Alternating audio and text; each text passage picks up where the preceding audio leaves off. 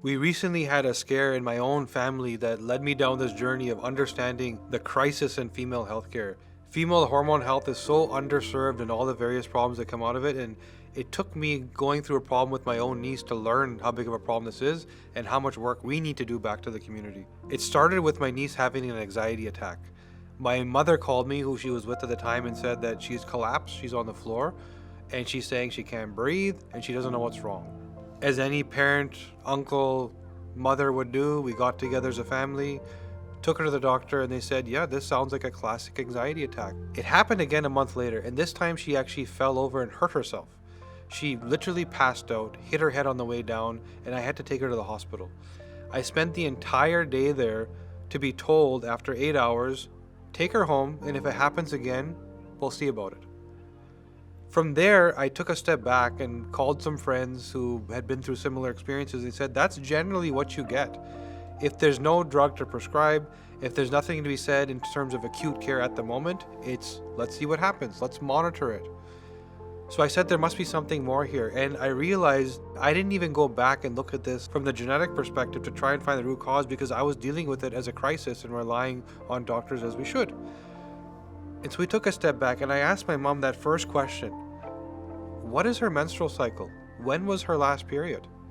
And my mom said, well, it started yesterday. So I went back into my phone to see that message I got from my mom from the first anxiety attack. And I looked at the dates and I realized it was also right around the time of the start of her menstrual cycle. So I went back and I looked at her genetics. And what did I see?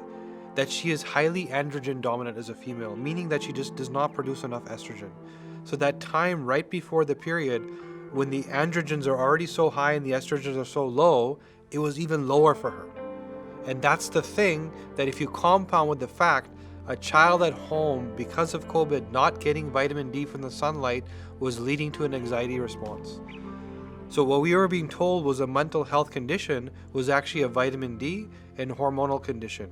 Now fast forward, a couple months later, my mom calls me and tells me that your niece has run away from home. So I immediately go over there and found her within minutes outside of my mother's building. She hadn't even left the property, and when I talked to her, I could tell that she was running away from nothing but herself because she didn't even know what was wrong. She felt horrible in her brain, she felt horrible in her body, but she didn't know what the cause was. And so we started to mitigate. We got deep into it and we said through this problem, we're going to solve everybody else's problem. And we started to high dose her with vitamin D, extremely high. We started to deal with her dopamine levels. We started to deal with her hormonal levels. And the month after month after month that ensued, she did not have the problems again. And this led us to what could be very well a mental health issue, often is not, especially when it comes to females and hormone problems. And this is where we made it a mission to ensure not only are we there to educate, but also to help and support. And it starts by understanding root cause, which is from the genetics. What is actually happening inside so you know how to fix the foundation, not the symptom. This is true health optimization, and this is only available by personalizing through a genetic lens.